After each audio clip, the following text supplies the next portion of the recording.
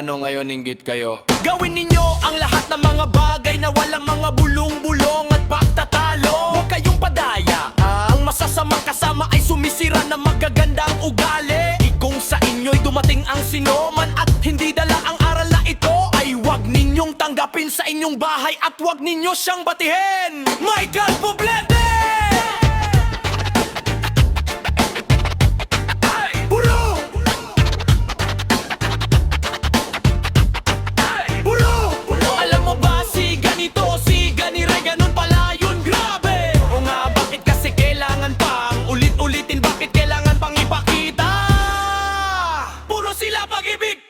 Ano ngayon inggit kayo? Sa aba ni Nana, nagsisitawag ng mabuti ay masama na, at ng masama ay mabuti.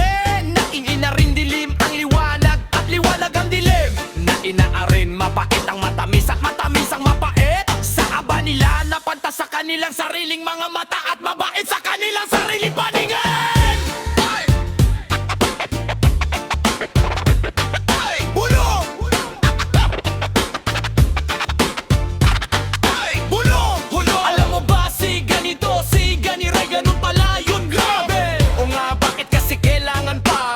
Ulitin bakit kailangan pang ipakita?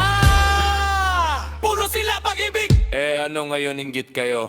Huwag kang makipagkaibigan sa taong magagalitin, at sa mainiting tao ay huwag kang sasama. Baka ka matuto ng kanyang mga lakad at magtamo ng silo sa iyong kaluluwa. Kaya dapat magtigil ka, anak ko, sa pakikinig ng aral na nagliligaw lamang mula sa mga salita ng kaalaman.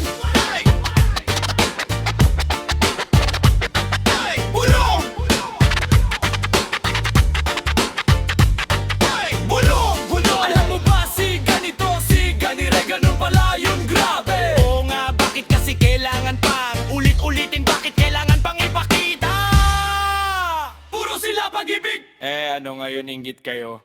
At ang dilay isang apoy, ang sanglibutan ng kasamaan. Sa ating mga sangkap ay dili iba't ang dila na nakakahawa sa buong katawan at pinagningas ang gulong ang katalagahan. At ang dilay pinagnininas ng impyerno.